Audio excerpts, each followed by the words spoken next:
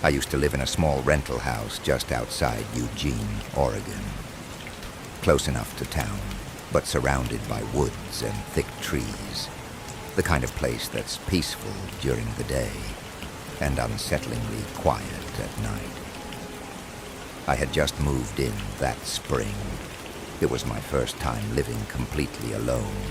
I was 27, single, and working remotely as a freelance graphic designer, so I didn't have to be anywhere. The house was small.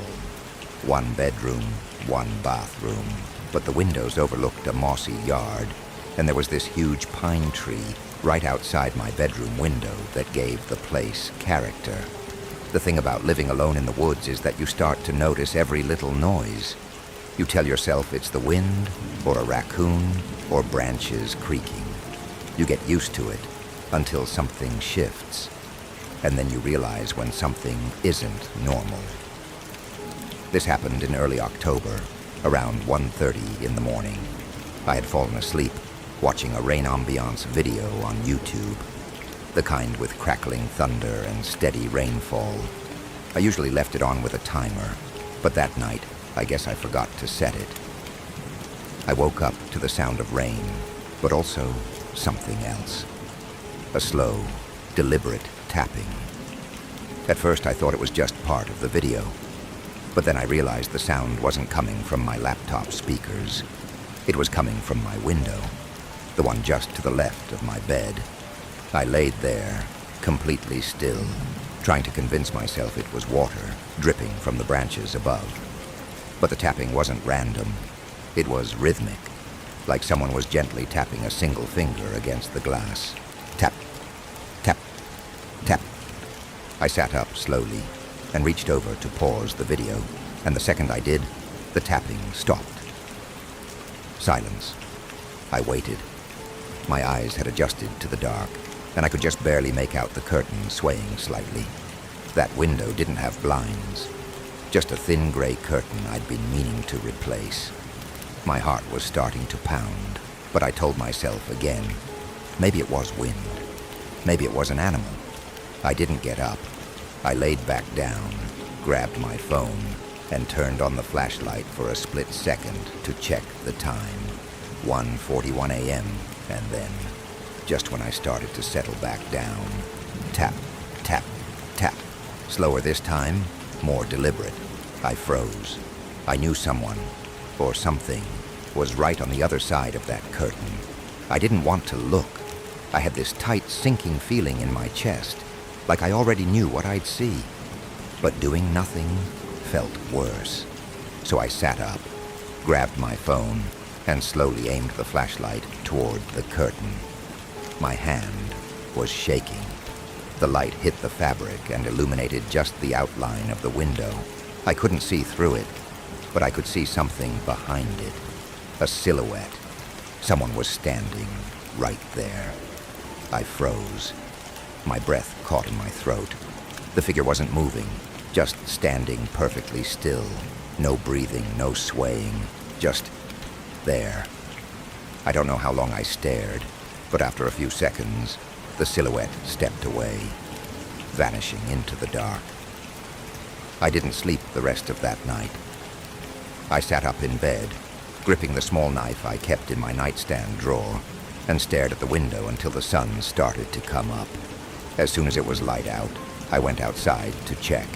There were footprints in the wet grass leading around the side of the house and stopping directly in front of my bedroom window. No prints leading away. Nothing toward the driveway. Just standing prints. Deep ones, like someone had been standing there for a long time. I called the local sheriff's office, but since no break-in occurred, they filed a report and told me to keep my doors locked. That was it. No follow-up, no patrol car. Just be careful and call us if it happens again. That was the worst part, because it did happen again. The next few nights, everything was quiet. I thought maybe it was a one-off, maybe a drunk or a homeless person who got lost in the woods. But then, 4 nights later, again at exactly 1:40 a.m., I woke up to that sound. Tap, Tap, tap. But this time, not just on the bedroom window. On the living room window, too. I got out of bed and crept toward the hallway. My heart was pounding so hard, I could feel it in my throat. I turned off all the lights as I moved. I didn't want whoever it was to see me. I peeked into the living room. The tapping had stopped, but I saw movement. A person moving past the front window toward the side of the house. Back toward my bedroom. I ran to the front door and locked the deadbolt, then turned back toward the hallway. And there was a shadow outside the side window again. This time, they weren't just standing there. They were peering in. Their face was practically pressed against the glass. Their face was blurry in the glass, distorted by the reflection and the rain. But I could see enough. Wide, staring eyes. A grin. Not just a smirk, but a huge, unnatural smile that didn't belong on a normal person's face. It was stretched, like they were enjoying every second of watching me be afraid. I backed away slowly. No sudden moves. I didn't want to spook them or make them try to break in. As I moved toward the kitchen, my mind raced. Should I call the cops again? Should I grab a weapon? Should I yell? But before I could do anything, I heard something else. The back door knob, turning, slowly. They were trying to get in. That door was locked. I checked it earlier, but hearing the knob jiggle like that, it made my skin crawl. I ran and flipped on the porch light, hoping to scare them off. By the time I got back to the window, they were gone. No one outside, no face in the window, no sound, nothing. Again, I didn't sleep the rest of that night. But this time, I wasn't just scared. I was angry. The next morning, I bought a motion sensor camera and set it up at every side of the house. I wasn't going to let this continue without proof. And then, it stopped. For 2 whole weeks, there was nothing. No tapping, no shadows, no footprints. I reviewed the camera footage every morning and night. Nothing. Until the 3rd Friday. That night, I fell asleep a little after midnight.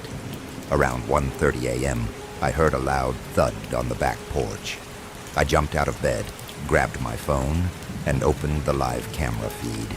What I saw made my stomach drop. The camera had been moved, tilted up toward the sky, but not before it caught a frame. Just one. A woman's face, pale, grinning, staring straight into the lens. I froze. This wasn't just someone being creepy. This was someone who knew I was watching, someone who was playing with me. I called the police again. They came, they searched, but again, nothing. No one caught, no one nearby, and I could tell they didn't believe how serious it was. That night, I slept with a hammer beside my bed and every light on. Weeks passed. I moved out 2 months later, and I've never experienced anything like it since. But I still keep those camera screenshots on my phone, just to remind myself that face wasn't a stranger passing through. That wasn't some prank. She knew my name. The night before I left, written in smeared dirt across my bedroom window were the words, "Don't leave. I like watching you sleep." This happened to me 2 winters ago, in late December. I live in a quiet, wooded suburb just outside of Portland, Oregon. It's one of those neighborhoods where the houses are spaced far apart, and the streetlights are few and far between. At night, it's nearly pitch black, except for the occasional glow from someone's porch light. I live alone in a single-story house that backs up to a dense forest. That forest was one of the reasons I bought the place. It was peaceful, private, and beautiful in the snow. But that same forest now gives me chills whenever I think back to what happened. It was just after midnight when I heard the first sound. I was lying in bed, scrolling on my phone with the rain pattering against the windows. I remember the weather so clearly. Cold, wet, with a steady drizzle outside that had started sometime after dinner. I was half asleep when I heard what sounded like a branch snapping from the direction of my backyard. At first, I ignored it. It could have been an animal, a raccoon, maybe a deer.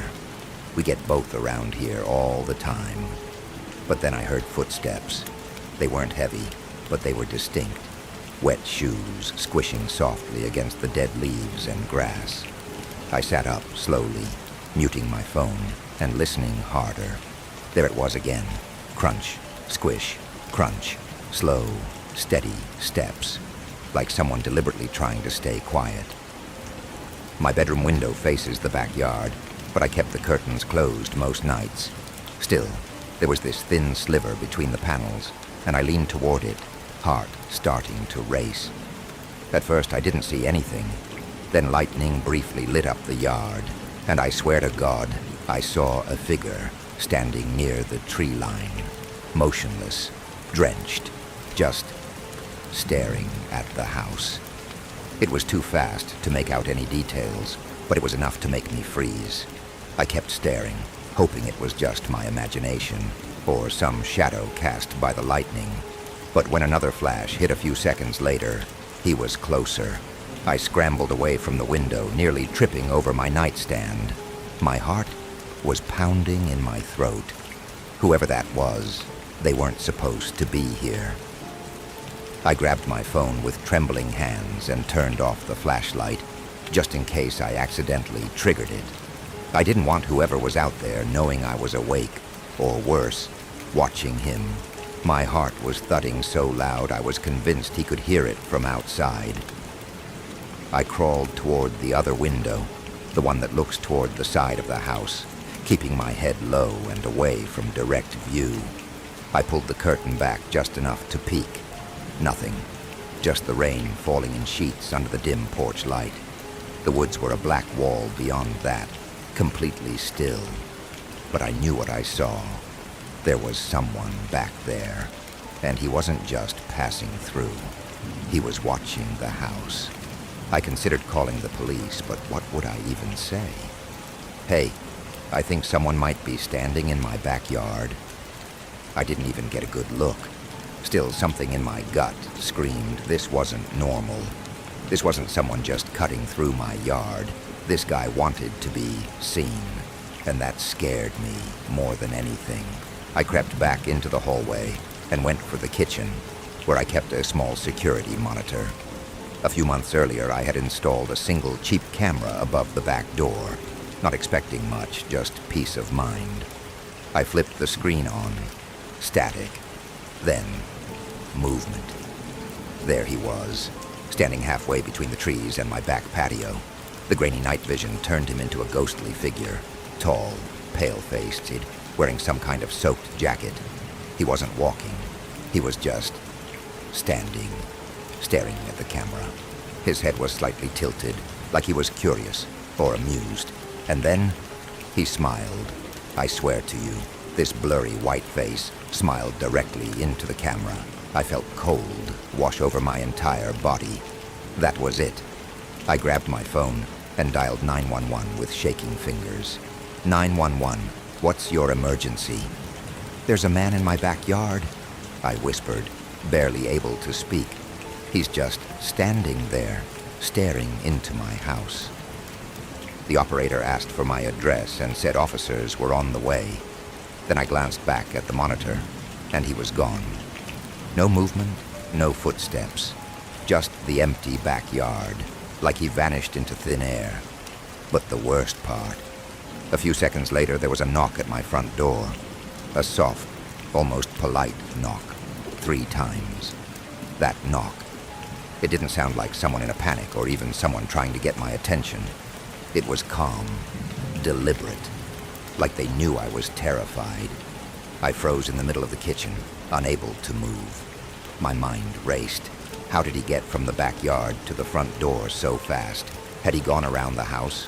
Or was he already inside? I forced myself to peek around the corner into the hallway. The front door was still locked, thank God. But I could see a shadow under the door frame. 2 feet. just standing there. No pounding, no yelling, just waiting. I didn't say a word. I backed away, clutching the kitchen drawer where I kept a large knife.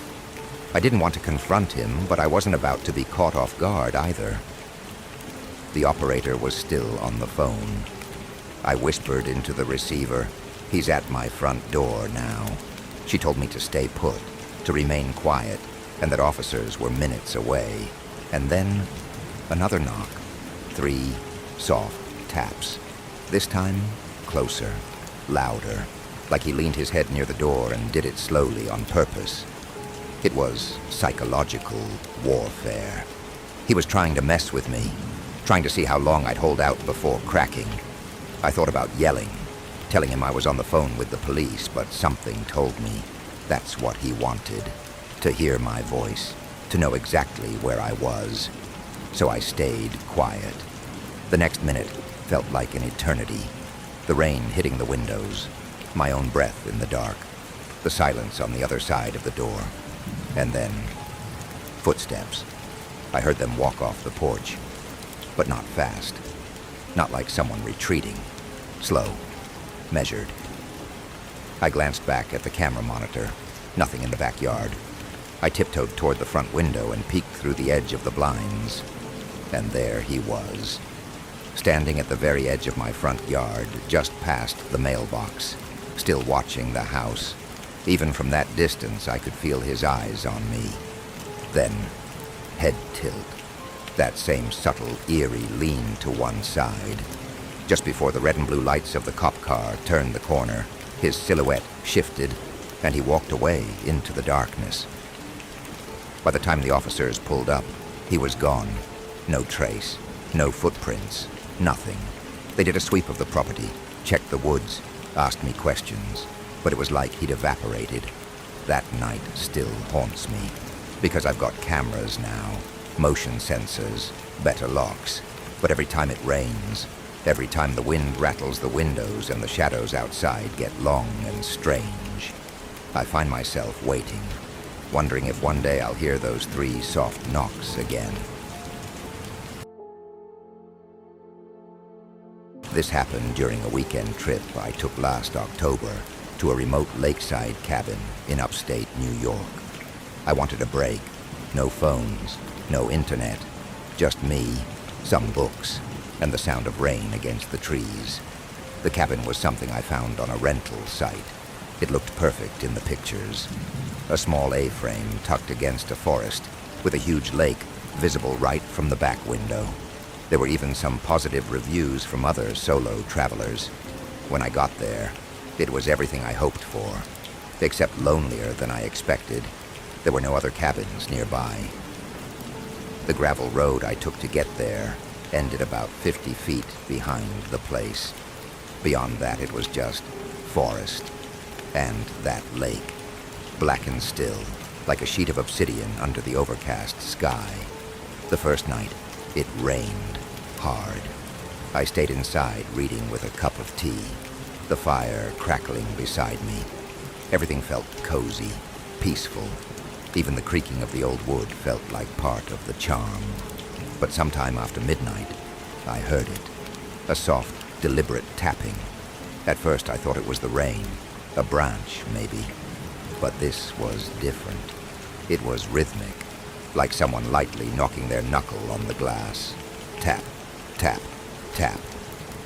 I sat up straight on the couch and looked toward the sliding glass door that faced the lake.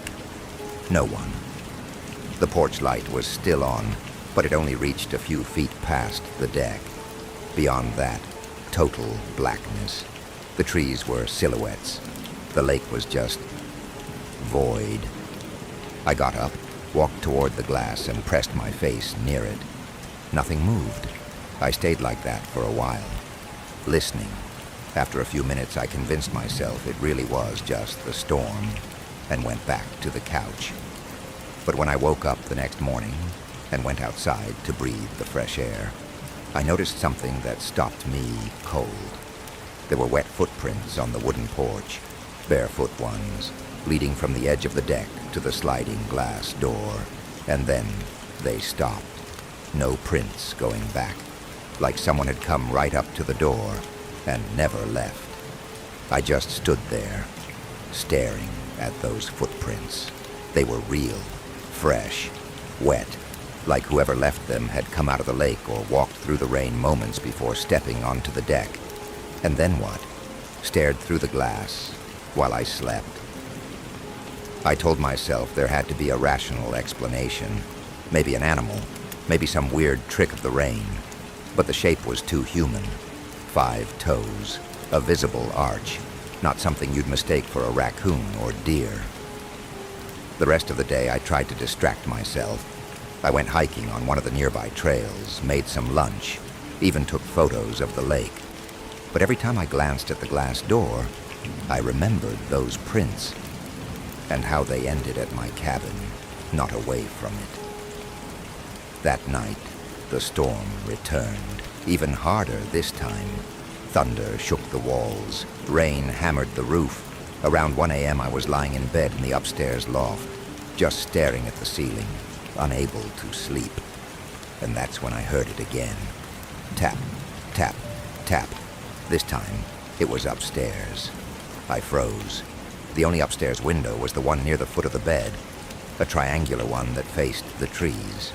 It was above ground level, no balcony or ladder nearby. Nobody should have been able to reach it, but the tapping continued. Tap, tap. I reached over, grabbed the flashlight I had on the nightstand, and slowly sat up. The air suddenly felt heavier, like the whole room was holding its breath.